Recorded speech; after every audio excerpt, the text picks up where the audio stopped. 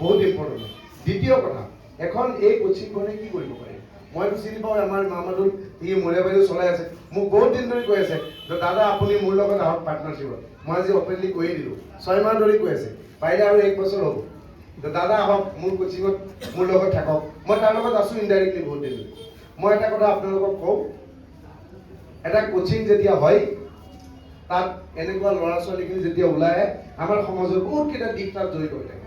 Number 1, যিখিনি এতিয়া বহুত MSc BSc হ'ল, তেওঁলোকে ইমিডিয়েট সংস্থাপন বহুতে নাপায়, কিন্তু এখন কোচিং হ'লে, আজি ইয়াত বটামাৰীত যদি এখন কোচিং হৈছে, ইয়াত কমেও 5 গৰাকী শিক্ষকে ইয়াত কাম কৰিব। তাৰমানে 5টা পৰিয়ালৰ সংস্থাপন হ'ল ইয়াত, আৰু তাৰ লগত বাকী কথাখিনি সকলো জড়িত হৈ আছে। কেনেকুৱা কথা জড়িত হৈ আছে? এতিয়া আমি বহুত অঞ্চলত, পৰহি মোক মহিলাবাৰী হাতীমূৰীয়া পাৰো এখন গাঁও আছে, মোৰ এই মুহূৰ্তত নাম মনত পৰা নাই, তাৰ পৰা এজন মানুহ দাদা, খুব ভাল সম্পৰ্ক, তেওঁ মোক ফোন কৰিছিলে ৰাতি। ফোন কৰি পেলাই ক'লে মোৰ ছোৱালীগৰাকীয়ে মেট্ৰিক পৰীক্ষা দিব, মোৰ ছোৱালীজনীয়ে মেট্ৰিক পৰীক্ষা দিব, কিন্তু মেথছৰ এজন ভাল টিচাৰ নাই। আৰু এইটো সঁচা কথা, আজিৰ দিনত বহুত আমাৰ মানুহ শিক্ষিত হৈছে, কিন্তু এতিয়াও ভাল ছায়েন্স টিচাৰ বহুত ঠাইত নাই। গতিকে এই কোচিংবোৰত সেই সুবিধাসমূহ 5-10 কিলোমিটাৰ এৰিয়াৰ পৰা আহি একেলগে সকলোখিনি সুবিধা পায়। ছায়েন্স পঢ়িব পাৰে, মেথছ পাৰে, ইংলিছ পাৰে, যিমানবোৰ ছাবজেক্ট আছে একেলগে পঢ়াৰ পেকেজ যিটো কয়, পেকেজ আকাৰে তেওঁলোকে পঢ়াৰ সুবিধা পায় আৰু অতি কম খৰচ। মই তেওঁলোকক প্ৰমোশ্যন কৰিব অহা নাই দেই, মই আকৌ কৈছোঁ, তেওঁলোকক প্ৰমোশ্যন কৰিব অহা নাই, কিন্তু এটা কথা সঁচা যে কোচিঙত আহিলে মানুহৰ এটা শৃংখলাবদ্ধতা হৈ যায়, মানুহৰ এটা ডিচিপ্লিন হয়, মানুহৰ এটা চিষ্টেমেটিক প্লেনিং হয়, যে মোক যিখিনি, কাৰণ তেওঁলোকৰ ৰিজাল্ট লাগে, তেওঁলোকে এখন মানে যদি ভাল মাৰ্কশ্বিট আপোনাক দিব নোৱাৰে, তেতিয়া তেওঁলোকৰ তাত কিয় আহিব মানে নাহে।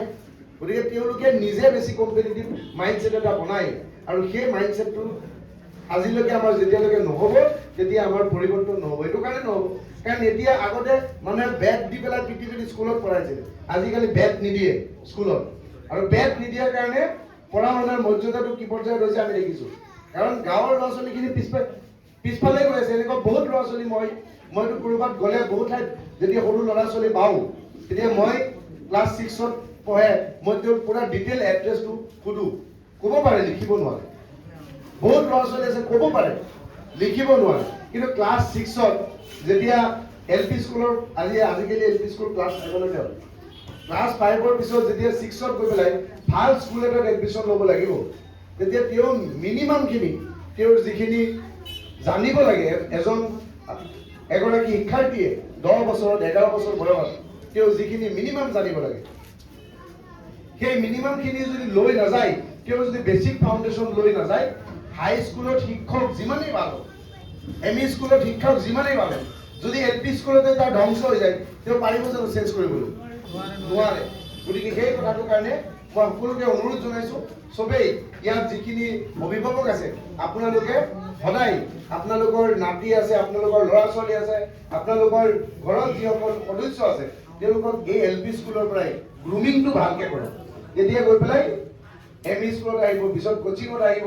আজিকালিতো কোচিংটো হেৰি হৈ গ'ল, ক্লাছ 8ৰ পৰা কোচিং হৈ গ'ল, ইণ্টিগ্ৰেটেড কোচিং হৈ গ'ল, আৰু এই ইণ্টিগ্ৰেটেড কোচিং গৈ পেলাই স্কুল অফ চিভিল চাৰ্ভিচেছ হৈ গ'ল। আমাৰ ইয়াত এতিয়ালৈকে পোৱা নাই।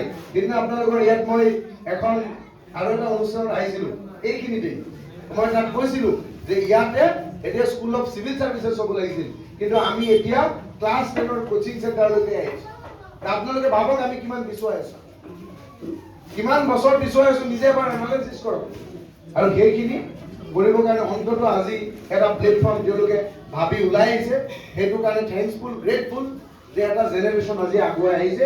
আৰু তেওঁলোকক সমাজ বিজ্ঞানৰ এটা কথা আছে, ছ'চিয়েল এক্সক্লুজন, সামাজিকভাৱে মানুহে বহিৰ্ভূত কৰিব চেষ্টা কৰে। সামাজিকভাৱে বহিৰ্ভূত কেনেকুৱা? চাপ'জ এই দাদাই আজি ভাল খেল এখন পাতিলে বা তেওঁ ভাল স্কুল এখন কৰিলে, তেওঁক আৰু 10টা মানুহে বেয়া পায়, তেওঁক সামাজিকভাৱে তেওঁৰ ইমেজটো বেয়া কৰিব চেষ্টা কৰিব। আৰু আমাৰ এটা নেতিবাচক দিশ আছে, যেতিয়া আমি এটা অনুষ্ঠান কৰোঁ, সেই অনুষ্ঠানৰ লগত মই পেৰেলেল কম্পিটিশ্যন দিব পাৰিম নে নাই, সেইটো এনালাইচিছ মোৰ নাই, কিন্তু মই আৰু এটা কম্পিটিশ্যন, আৰু এটা অনুষ্ঠান কৰি পেলাওঁ, আৰু তাৰ যিটো মানদণ্ড, সেই মানদণ্ডটো বহুত নিম্নমানৰ হৈ যায়। তো সেই কথাটো মই কৈছোঁ, যিসকল ব্যক্তিয়ে যিসকল উদীয়মান যুৱকে এই অনুষ্ঠানটো অপেন কৰিছে। আপোনালোকে সকলোৱে তেওঁলোকক উৎসাহ দিয়ক, উদ্দীপনা দিয়ক যে আৰু এনেকুৱা বহু অনুষ্ঠান যাতে আমাৰ হয়, এডুকেশ্যনৰ খাবলৈ যাতে এই বটামাৰী ঠাইটো, আমাৰ এই ডিং, আমাৰ এই নগাঁও, আমাৰ এই অসম, উত্তৰ পূৰ্বাঞ্চল ভাৰত এটা এডুকেশ্যনৰ খাবলৈ কনভাৰ্ট হওক। আৰু তাৰ কাৰণে আমাৰ মনোবৃত্তি প্ৰথমতে ভাল হ'ব লাগিব। এতিয়া ডিং সমষ্টিত বহুত মানুহে কয়, মই এটা কথা আপোনালোকে কওঁ যে 73% মানুহ এডুকেটেড হয়, কিন্তু আপোনালোকে এবাৰ নিজকে সোধক আৰু ঘৰত গৈ সুধিব যে 73% মানুহ মানসিকভাৱে শিক্ষিত হৈছে নে নাই।